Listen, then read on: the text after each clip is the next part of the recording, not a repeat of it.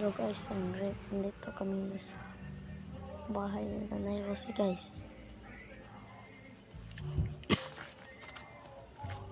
Ang gabi na guys.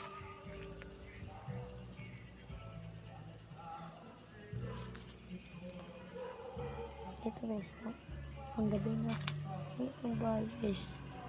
Nakita guys. Aman.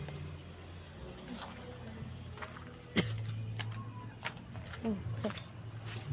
Oh. Guys, sabihan ko kayo.